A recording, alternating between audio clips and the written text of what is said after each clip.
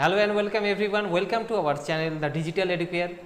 আমাদের এই ইউটিউব চ্যানেলে তোমরা যারা একাদশ শ্রেণীর নতুন ছাত্ররা ফলো করছো তাদের সবাইকে আবার ওয়েলকাম। আমি তোমাদের ভূগোল বিষয়ের শিক্ষক কিশোর স্যার। তো আমরা অলরেডি কিন্তু ভূগোলের ক্লাস কিন্তু এখানে শুরু করে দিয়েছি। তোমরা যারা নিয়মিত আমাদের ফলো করছো অবশ্যই এখানে সিলেবাস দেখে নাও। সিলেবাসের পরে প্রথম ভিডিও অলরেডি চলে গেছে তোমাদের, ঠিক আছে? সেখানে প্রথম অধ্যায়ের বেশ কিছু গুরুত্বপূর্ণ তথ্য দেওয়া আছে। তো আজকে আমরা আরও একটা ইন্টারেস্টিং চ্যাপ্টার কিন্তু, যেটা প্রথম তোমাদের কাছে একদম নতুন, যেটা তোমরা এর আগে কোথাও পড়োনি বা কিছু জানো না, সেই চ্যাপ্টারের ইন্টারেস্টিং বিষয় নিয়ে খুব সুন্দর ছবি দিয়ে কিন্তু আজকে তোমাদের জন্য একটা মজাদার ক্লাস প্রেজেন্ট করছি। তাই ক্লাসটাকে প্রথম থেকে শেষ অবধি দেখো, বোঝো, এখান থেকেই কিন্তু শর্ট প্রশ্ন আসবে। তাই বন্ধু বান্ধবের মধ্যে অবশ্যই শেয়ার করো, আর চ্যানেলটিকে অবশ্যই কিন্তু সাবস্ক্রাইব করে রাখো, কারণ প্রথম নতুন পদ্ধতিতে তোমাদের জন্য কিন্তু পরীক্ষা হতে চলেছে।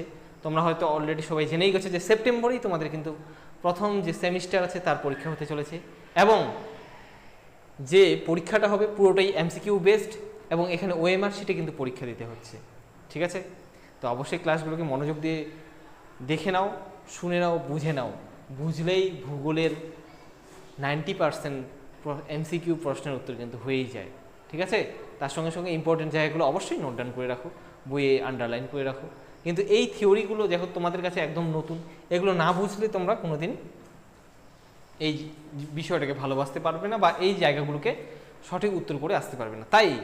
তাই বলছি কি, প্রথম থেকেই ক্লাসটাকে খুব সিরিয়াসলি নাও এবং ভালো করে পড়ো, দেখবে খুব মজা লাগছে। জিওগ্রাফি যেরকম তোমাদের ক্লাস 10-এ ভালো লেগেছে, ভালো নাম্বার পেয়েছো, তাই তো জিওগ্রাফি নিয়েছো।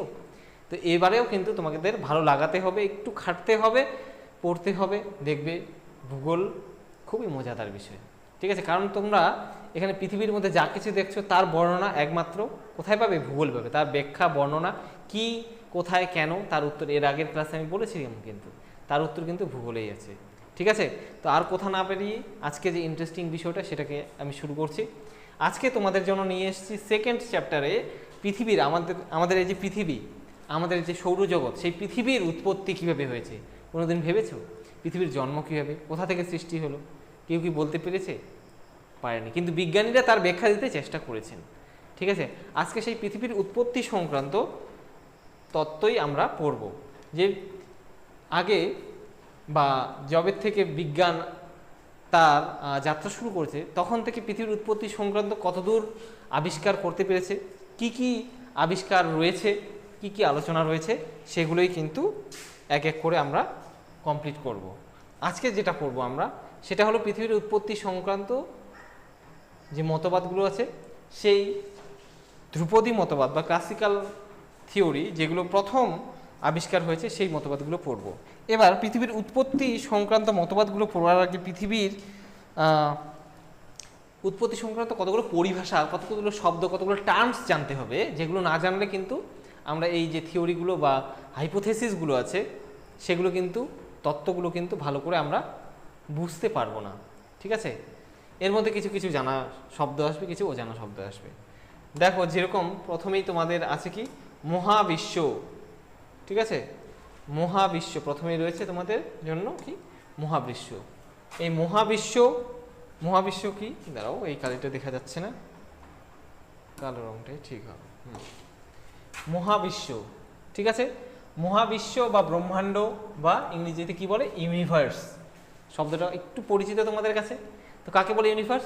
যে সীমাহীন মহাশূন্যে কোটি কোটি জ্যোতিষ্ক, যেমন গ্রহ, উপগ্রহ, নক্ষত্র, গ্রহাণুপুঞ্জ, ধূমকেতু, ছায়াপথ, নীহারিকা এই প্রভৃতি অবস্থান করে সেই অসীম মহাশূন্যের নামই মহাবিশ্ব বা বিশ্ব ব্রহ্মাণ্ড, যার কোনো নিবাসীমা নেই, যেখানে এই সমস্ত গ্রহ, নক্ষত্রমণ্ডল, সূর্য, যা কিছু আমরা জানি, যা কিছু শব্দ তোমরা জানো, যে সব কিছু মিলে যেখানে অবস্থান করছে, সেটাই মহাবিশ্ব বা ব্রহ্মাণ্ড বা ইউনিভার্স।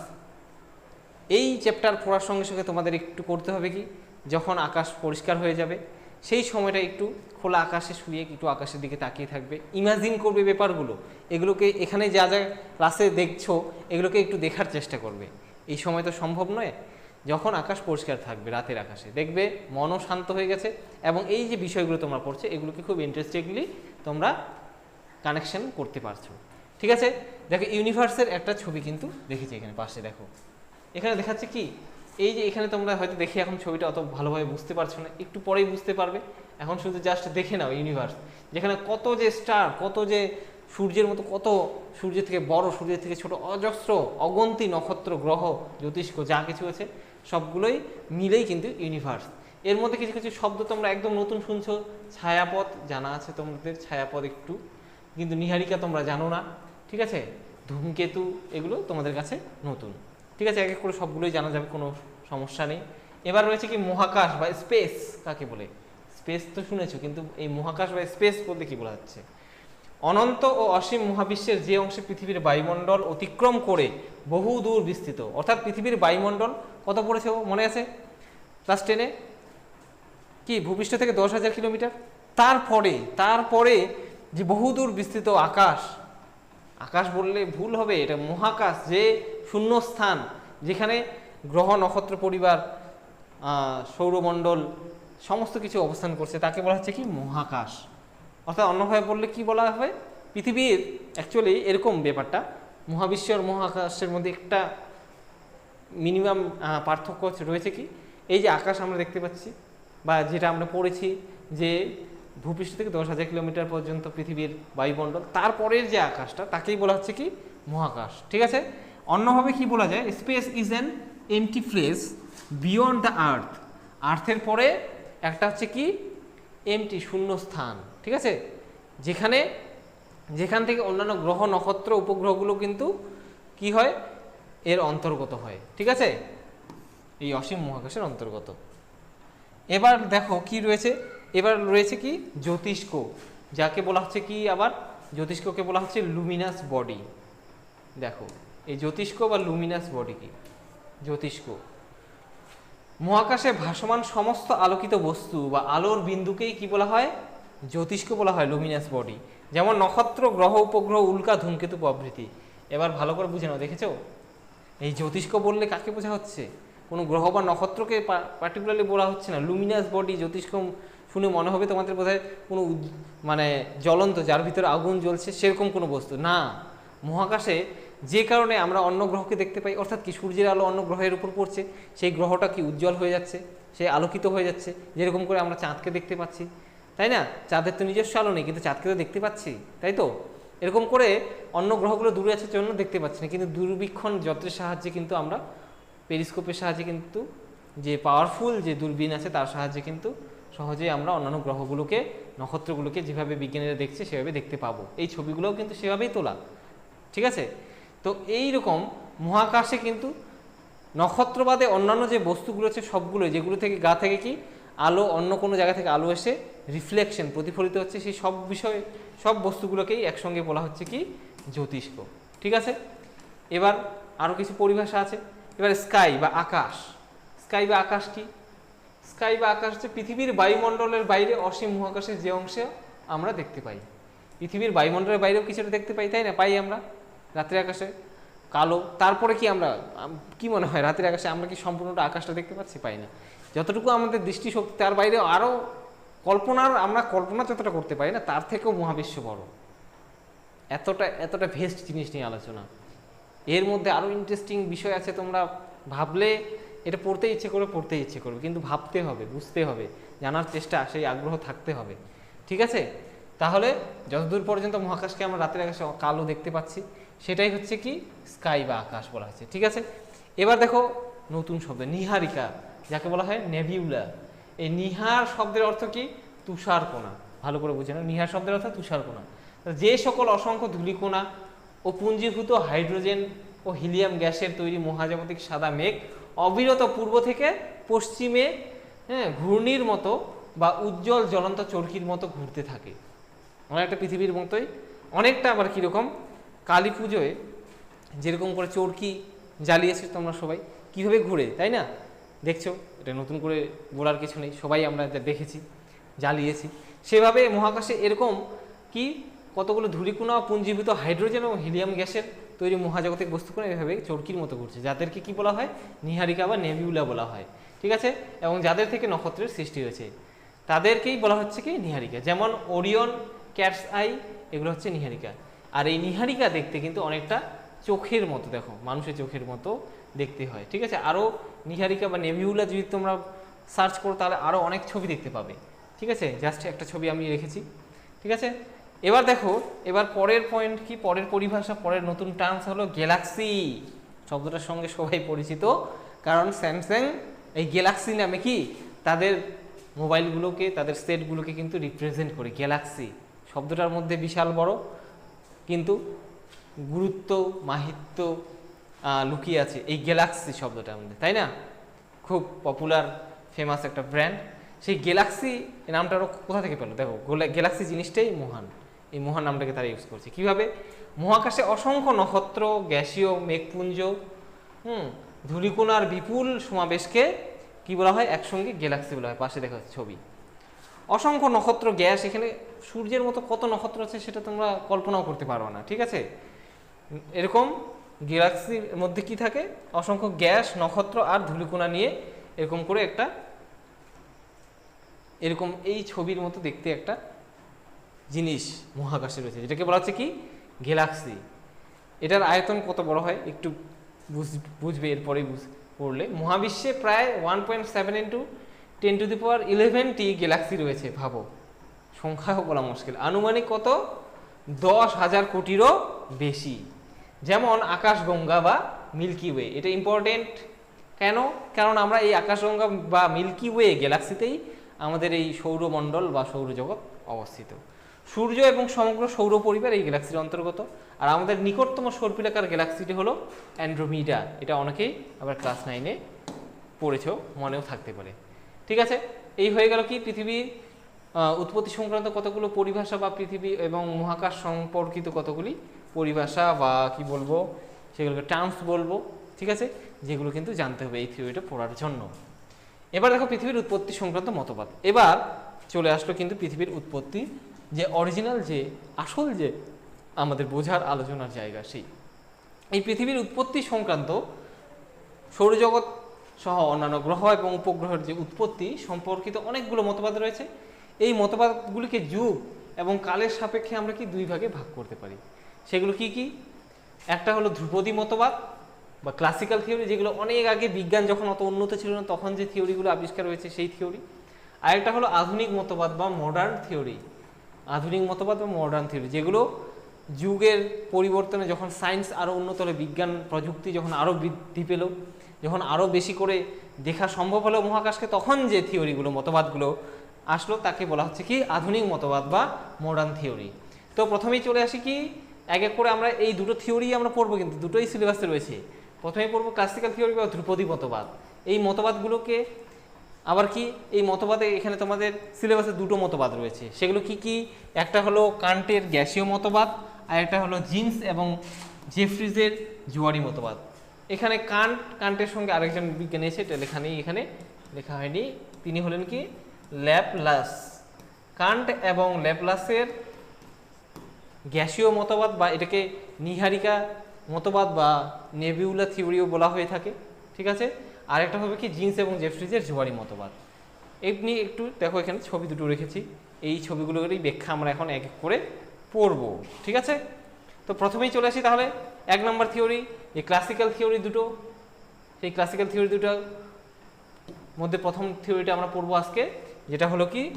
কান্ট এবং ল্যাপলাসের যে গ্যাসীয় মতবাদ বা নীহারিকা মতবাদ, সেই মতবাদগুলো, সেই মতবাদটি। তো ইমানুয়েল কান্ট সম্পর্কে যদি একটু জানি, তাহলে তিনি হলেন কি 1755 সালের বিখ্যাত, খ্রিস্টাব্দে বিখ্যাত দার্শনিক। কোথাকার? জার্মানির একজন দার্শনিক ছিলেন, যিনি হলেন ইমানুয়েল কান্ট। তার একটা বিখ্যাত বই দেখো, as on the working and mechanical origin of the entire universe নামক গবেষণাপত্রে পৃথিবী সহ সৌরজগতের উৎপত্তি সম্পর্কে যে গুরুত্বপূর্ণ তথ্য বা মতবাদ সেটা তিনি প্রদান করলেন। তাকে বাংলায় আমরা কি নামে জানি? গ্যাসীয় মতবাদ বা গ্যাসীয় তত্ত্ব নামে জানি। তত্ত্বের ভিত্তি কিসের উপর ভিত্তি করে তিনি এই তত্ত্বটা প্রকাশিত করতে পারলেন? তত্ত্বের ভিত্তি হলো কি? নিউটনকে সবাই চেনো, তিনি মহাকর্ষের সূত্র আবিষ্কার করেছেন, তাই না? গাছ থেকে আপেল পড়তে দেখে কেন আপেলটা মাটির নিচের দিকে পড়লো? সেই বেসিকটাকে নির্ভর করেই তার মহাকর্ষ তত্ত্বের উপর নির্ভর করেই কান্ট কি করলেন, তার মতবাদটিকে ব্যাখ্যা দিলেন। তো স্বাভাবিকভাবে এই মতবাদগুলো আমরা পড়ব, তারপরে আরও সুন্দর করে ব্যাখ্যা দিচ্ছি। একটু আগে মতবাদটাকে পড়ে নিই। দেখো এইখানে মতবাদগুলোতে এই যে তার যে মূল বক্তব্যগুলোকে 1 2 3 4 করে দেওয়া আছে। আমি একসঙ্গে সহজ করে তোমাদের সবগুলোই একটা সিকোয়েন্সে বলছি, ঠিক আছে? তোমরা ভালো করে মন দিয়ে শুনবে। তো এক্ষেত্রে কান্ট কি করলেন, যে মহাকর্ষের নিয়ম অনুযায়ী আমরা কি জানি, মহাবিশ্বে প্রত্যেকটা বস্তুকে আকর্ষণ করে। যে বস্তুর আয়তন যত বেশি তার আকর্ষণ ক্ষমতা তত বেশি, যার আয়তন ছোট তার আকর্ষণ ক্ষমতা তুলনামূলকভাবে কম, ঠিক আছে? তো মহাকাশে বা ইউনিভার্স, মহাবিশ্বে এরকম অসংখ্য জ্যোতিষ্ক, নক্ষত্র, তাই না, ভেসে বেড়াচ্ছে, যাতে জ্যোতিষ্ক বলছি। তা তাদের মধ্যে কি পরস্পরের মধ্যে আকর্ষণ বল অবশ্যই কাজ করবে। তো এরকমই তিনি কি করলেন, তিনি কল্পনা করলেন যে মহাবিশ্বের সৃষ্টির আগে মহাবিশ্বে এরকম অনেকগুলো পদার্থ বা বস্তুকণা ছিল, যেগুলো একসময় শীতল ও কঠিন পদার্থ রূপে নীহারিকায় বণ্টিত ছিল, নীহারিকা হিসেবে ছিল। এবার কি হলো, যে তাদের মধ্যে যে মহাকর্ষ বল বা অভিকর্ষ বলের প্রভাবে কণাগুলি পরস্পরের দিকে আকৃষ্ট হয়ে পরস্পরের সঙ্গে এমন স্পিডে ছুটে গেল যে একটা বস্তু আরেকটা বস্তুর দিকে যদি সরাসরি এগিয়ে যায় প্রচণ্ড গতিতে, তাহলে কী হবে, তাদের মধ্যে সংঘর্ষ হবে। ঠিক তাই হলো, এখানে সংঘর্ষ হলো, এবং এর ফলে সংঘর্ষ হলে কি হবে, প্রচণ্ড জোরে যদি ধাক্কা লাগে তাহলে কি হবে, তাপ এবং আলো তো উৎপন্ন হবেই, তাই না? আমরা জানি এটাই ফিজিক্স। এবং এক্ষেত্রে তিনি বললেন কি, তাপ এবং ধাক্কা লাগার ফলে ঘূর্ণনের সৃষ্টি হলো। এরপরে কি হলো, এই ঘূর্ণন এবং উত্তাপ ক্রমশই বাড়তেই থাকলো এবং এমন একটা পর্যায়ে আসলো যে পদার্থসমূহ এক সময় এত স্পিডে ঘুরলো না, এত সংঘর্ষ হলো এবং তার মধ্যে তাপ এত সৃষ্টি হলো যে পদার্থগুলো কঠিন থেকে গ্যাসীয় হয়ে গেল, গ্যাসে পরিণত হলো, ভাবো। এরপরে তিনি বললেন কি, কৌণিক ভরবেগ, অ্যাঙ্গুলার ভেলোসিটি, এবং কেন্দ্রাতিক শক্তি, সেন্ট্রিফিউগাল ফোর্স, অ্যাঙ্গুলার ভেলোসিটি, কৌণিক ভরবেগ, ঘোরার সময় যে বেগটা সৃষ্টি হচ্ছে, এবং সেন্ট্রিফিউগাল ফোর্স অর্থাৎ ঘূর্ণনের জন্য কি হয়, যে যদি প্রচণ্ড গতিতে ঘোরা যায়, ঠিক আছে, তাহলে কি হয়, ছিটকে যায় সেখান থেকে জিনিসগুলো। যেরকমটা ধরো যে ডিস্কো থাকে, ব্রেক ডান্স, সেই ব্রেক ডান্সের মধ্যে উঠলে কি হয়, সেই ক্যাপসুলগুলো ছিটকে যেতে চায়। আমরা মেলায় চড়েছি, তাই না? সেটাই তো মজা লাগে, তাই না? এরকম গোল গোল গোল গোল করে ঘুরে, সবাই উঠেছেও। তো সেখানে যে ফোর্সটা অনুভব করি, উঠলেই তোমরা অনুভব করবে, সেই ফোর্সটাকে বলা হয় কি, সেন্ট্রিফিউগাল ফোর্স বা কেন্দ্রাতিক শক্তি। এতটাই শক্তিশালী হয়ে উঠলো, এটা এত স্পিডে ঘুরছিল যে তার ফলে কি, নীহারিকা থেকে বলয়ের আকারে বা রিংয়ের আকারে, এরকম রিংয়ের আকারে পদার্থগুলো খুলে গেল, ঠিক আছে? এই যে দেখো, প্রথমে একটা নীহারিকা ছিল, সেই নীহারিকার মধ্যে বস্তুগুলো এত জোরে সংঘর্ষ হলো যে তার মধ্যে প্রচণ্ড তাপ এবং ঘূর্ণন গতি সৃষ্টি হলো, এবং এই ঘূর্ণন গতি ক্রমশই বাড়তেই থাকলো এমন স্পিড তৈরি হলো যে তার মধ্যে পদার্থগুলো আর একসঙ্গে থাকতে পারছে না। সেখান থেকে কি হলো, এক সময় বলয়ের আকারে, রিংয়ের আকারে এই যে পদার্থগুলো, গ্যাসীয় পদার্থগুলো সেখান থেকে খুলে গেল, এবং সেই রিংয়ের আকারে পদার্থগুলো কি হলো, সেই মূল যে নীহারিকার যে বস্তুটা ছিল, যেখানে সংঘর্ষ হয়েছিল, তাকে কেন্দ্রীয় বস্তুটাকে কেন্দ্র করে ঘুরতে থাকলো। কারণ কি, কেন্দ্রীয় বস্তুটা কিন্তু আয়তনে বড় ছিল, তাই তারা কি, সেই যে বলয়গুলো ঘূর্ণনের জন্য সেখান থেকে খুলে গেল, সেগুলো ছিটকে যেতে পারলো না, ঠিক আছে? এই যে অংশগুলো বলয় আকারে উৎক্ষিপ্ত হলো, সেগুলি গ্রহ এবং উপগ্রহ তৈরি করে, এবং নীহারিকার বাকি অংশ যেটুকু মাঝখানে থেকে গেলো, যেখান থেকে এই বলয়গুলো সৃষ্টি হলো, সেগুলো কিন্তু সেখানে থেকেই গেল, এবং সেটা প্রচণ্ড তাপ এবং আলো নিয়ে থাকলো, যেটা সূর্য হিসেবে থেকে গেল। বুঝে গেল? এরপরে দেখো, এই থিওরিটারই ছবিগুলো রেখেছি, দেখো বোঝার জন্য, ভালোভাবে যাতে তুমি বুঝতে পারো, খুব ভালোভাবে ছবির আকারে বুঝে নাও, মনে রাখতে হবে কিন্তু ব্যাপারটা। এই যে প্রথমে নীহারিকা ছিল, নেবিউলা, দেখো চোখের মতো বলেছিলাম না। এরপর এর মধ্যে কি, সেই পদার্থগুলো সংঘর্ষ হলো, সংঘর্ষ করে যে তাপ আর ঘূর্ণন বেগের সৃষ্টি হলো। এই ঘূর্ণন বেগ ক্রমশ বাড়ছে। এরপরে তার মধ্যে থেকে কি, এই যে রিংয়ের আকারে পদার্থগুলো খুলে যাচ্ছে, ভালো করে দেখো ছবিটা। এরপর খুলে গিয়ে কি, সেগুলো দূরে চলে গেল, এবং আস্তে আস্তে সেগুলো ঘনীভূত হয়ে একসঙ্গে জমাট বাঁধতে শুরু করলো। সেই ঘূর্ণন গতিবেগ একটু ধীরে ধীরে কমতে থাকলো, যেহেতু ওখান থেকে খুলে গেল রিংয়ের আকারে। এবার সেই পদার্থগুলো, গ্যাসীয় পদার্থগুলো ধীরে ধীরে কি ঘনীভূত হতে শুরু করলো। ঘনীভূত হয়ে এক জায়গায় হয়ে জমাট বেঁধে কি হলো, একটা গ্রহ, এবং সেই গ্রহের চারিদিকে উপগ্রহরও সৃষ্টি হলো, ঠিক আছে? যেরকম পৃথিবীর উপগ্রহ, চাঁদ, ঠিক আছে? তারপর সেগুলো, এই যে কেন্দ্রীয় অংশটা, যেটা আর প্রসারিত হলো না, যেখান থেকে রিংয়ের মতো অংশ আর খুললো না, সেটা সূর্য হিসেবে থেকে গেল, আর সূর্যকে কেন্দ্র করে বাদবাকি অন্যান্য গ্রহ উপগ্রহগুলো ঘুরতে শুরু করলো। দেখো ওই জিনিসটি আবার এখানে ছবি আকারে দেওয়া আছে, ঠিক আছে, একই জিনিসকে দেখো এখানে ছবি সাহায্যে যত ক্লিয়ারলি তোমরা বুঝতে পারো তার ব্যবস্থায় করে রাখা হয়েছে। ঠিক আছে, দেখো চাইলে স্ক্রিনশট নিয়ে রাখতে পারো। এবারে দেখো পৃথিবীর উৎপত্তি সংক্রান্ত মতবাদ। তো ইমানুয়েল কান্টের এই মতবাদটা পড়তে খুব ভালোই লাগলো, তাই না? কিন্তু তিনি কি একদম সঠিক বলেছেন? এই মতবাদটা কিন্তু সঠিক দেননি। এই মতবাদের কিন্তু সমালোচনা হয়েছে পরবর্তীতে অনেক, যদিও তিনি প্রথম পৃথিবীর উৎপত্তি ব্যাখ্যা করার চেষ্টা করেছেন। তো যখন মানুষ একটা কাজ করবে তার তো সমালোচনা থাকবেই, কিছু ভালো দিক কিছু খারাপ দিক তো থাকবেই। তো এক্ষেত্রে খারাপ দিক বা সমালোচনার বা সেই জায়গার সেই তার থিওরিটাকে ক্রিটিসাইজ করার কি জায়গাগুলো আছে দেখো। 1 নাম্বার, তার যে থিওরিটাকে যদি আমরা এখন সুন্দর করে ক্রিটিসাইজ করি তাহলে প্রথমেই পাবো 1 নম্বরে কি, তিনি কতগুলো আদি বস্তুকণার কথা বললেন, যেখানে কি নিহারিকা ছিল, নিহারিকার মধ্যে সংঘর্ষ হলো। তাহলে সেই আদি বস্তুকণা আসলো কোথা থেকে? মহাবিশ্বে সেই আদি বস্তুকণা আসলো কোথা থেকে? সেটার উৎস সম্পর্কে কিছু বলেছেন? কিচ্ছু বলেননি। এটা তার সমালোচনা। তাহলে আমরা যদি তাকে প্রশ্ন করি বা তার থিওরি থেকে এটা প্রশ্নই জাগে, তাই না, যে কোথা থেকে আসলো সেই বস্তুগুলো, যাদের মধ্যে এত সংঘর্ষ হলো, সেই বস্তুগুলোর উৎস কি, সেটা কি দিয়ে গঠিত? ঠিক, এটা তিনি বলে যাননি। তারপর 2 নম্বর কি, আদি বস্তুকণার গতিবেগ। এই আদি বস্তুকণা যে পরস্পরের সঙ্গে সংঘর্ষ হলো, সংঘর্ষের ফলে যে এই যে গতিবেগ পেল, এত গতিবেগ পেল যে তার মধ্যে এত সংঘর্ষ, এত তাপ এবং গ্যাসের সৃষ্টি হলো, যেগুলো ঘুরতে ঘুরতে সেখান থেকে রিংয়ের আকারে পদার্থগুলো খুলে গেল। এটা কম গতিবেগ নয়, কিন্তু এত গতিবেগ আসলো কোথা থেকে, তার কিন্তু তিনি কোনো সদুত্তর দিতে পারেননি তার থিওরিতে। 3 নম্বর কৌণিক ভরবেগ। এই কৌণিক ভরবেগের কথা যে বলেছেন, সেখানে কৌণিক ভরবেগ ফিজিক্সে এটা কৌণিক ভরবেগ ব্যাপারটা আরেকবার বলবো পরের ভিডিওতে। এই কৌণিক ভরবেগের যে সংরক্ষণের যে সূত্র ফিজিক্সের, ঠিক আছে, সেই অ্যাঙ্গুলার ভেলোসিটির যে সূত্র, সেই সূত্রকে তিনি মানেননি, যেটা অবাস্তব। ঠিক আছে, যেটা ফিজিক্স কিন্তু বলে এটা কখনোই সম্ভব নয়। 4 নম্বর কি, তাপ সংক্রান্ত ভ্রান্ত ধারণা। তিনি তাপ সংক্রান্ত যে এখানে ধারণাটা দিয়েছেন যে সংঘর্ষের ফলে তাপ তৈরি হবে এবং সেই তাপ কি ঘূর্ণনের ফলে ক্রমশ বাড়তে থাকবে। আরে কেন? যত সময় ব্যতীত হবে তত কি তার মধ্যে থেকে তো তাপ বিকিরণের জন্য তাপ কমতে থাকবে, তাই না? কিন্তু তিনি কি বলেছেন, তাপ ক্রমশ বৃদ্ধি পাবে। এটা তার মধ্যে ভুল সমালোচনার জায়গা। 5 নম্বর কি, আবর্তনের বেগ এবং অভিমুখ। তো আবর্তনের গতিবেগ এবং অভিমুখ যদি আমরা বিচার করি, তাহলে আমরা অনেকগুলো গ্রহ আছে পৃথিবী বলে সৌরজগতে, যেগুলো কিন্তু একই দিকে ঘুরছে না, বিপরীত দিকে ঘুরছে।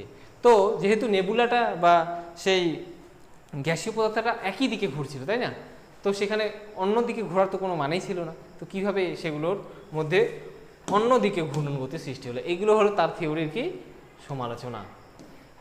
বোঝা গেল কান্টের থিওরির সমালোচনা। এবার কি বললাম যে কান্টের থিওরির সঙ্গে আরেকটা কি থিওরি হয়, ল্যাপ্লাসের থিওরি। এই ল্যাপ্লাস কি করলেন? কিছুই না, তিনি এই কান্টের থিওরিটা পড়ার পরে তার যে সমালোচনাগুলো হলো, তার মধ্যে যে ত্রুটিগুলো হলো, সেগুলোকে একটু মার্জিত করে ওই থিওরিটাকে আবার প্রেজেন্ট করলেন, সেম জিনিস। তো এক্ষেত্রে তিনি কি করলেন, তার আগে ল্যাপ্লাসের সম্পর্কে একটু জেনে নাও।